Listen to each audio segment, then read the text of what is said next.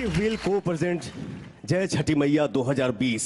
आज ये महापर्व के शो देख के लंदन के साथे साथे हमारे हिंदुस्तान झूम रहा बा। हमार खेसारी भाई एकरा बारे में तू का कहबा? जैसे भैया भूखा के लिट्टी चोखा मिल जाला अपना देश के तब बड़ा प्यारा लागेला। मैंने कहा कहीं कि लागत तक आज माई के गोद मिल गई बा हमनी के, और पुआ के खुशबू ये फल फलहारी के दौरा देख के लागत है जे हमनी के अपना बिहार यूपी झारखंड में ही तैरता नहीं जा। हमरा लागत है कि पहली बार ही लंदन में छठ मनावल गई बा। हाँ। और जहाँ पवन खेसारिया जी है वो कुछ प्राइवेट ना होला, वो सरकारी हो जाला। सरकारी तो हर आदमी के हक होला। एक्टिव व्हील को प्रेजेंट जय छठी मैया 2020 डायरेक्ट फ्रॉम लंदन। जय छठी मैया, जय छठी मैया। जय कर ठहरे ठहर मैया जी उजला ये केला मैया जी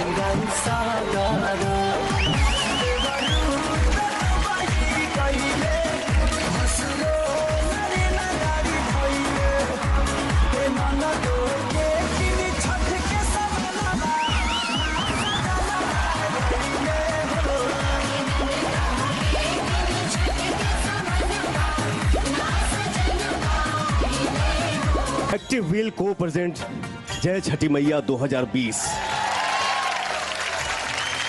बिहार के मिट्टी के खुशबू है लंदन के लोग में भर देनी जा, एक तरह के कम समझता रहो। ये हम लोगों के लिए सौभाग्य की, ये हमारी सौभाग्य की बात है कि हमारे छठ महापर्व को, जो कि ऐसा पर्व है कि मुझे लगता है कि कोई अपने भाई के लिए पर्व होता है, कोनो बेटा खाती होला तो कोनो पति खाती होला, लेकिन ऐसा पर्व है कि शायद ही पूरा परिवार खाती होला।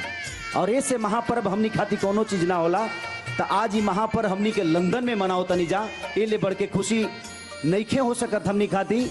और यहाँ जेंगा तू बोल रहा भैया कि लंदने ना हिंदुस्तान झुमता, जौना हिसाब के ई कलाकारन के परफॉर्मेंस बा हिंदुस्तान का भैया पूरा वर्ल्ड घूम गया। एक्टिव व्हील को प्रेजेंट के द्वारा जवनी जय छठी मैया कार्यक्रम हो रहल बा, कार्यक्रम जो हो रहल बा एक्टिव व्हील को प्रेजेंट करत ओकरा के दिल से धन्यवाद। धन्यवाद। अब भोजपुरी सिनेमा के दिल से धन्यवाद। धन्यवाद। कि पहली बार कोनो चैनल आज इतना बड़ा देश में लंदन में आके और हमनी के माटी के चीज हमनी के माई के यहाँ याद दिला देहलस। अब आप लोग अगला परफॉर्मेंस देखी जा। जय छठी।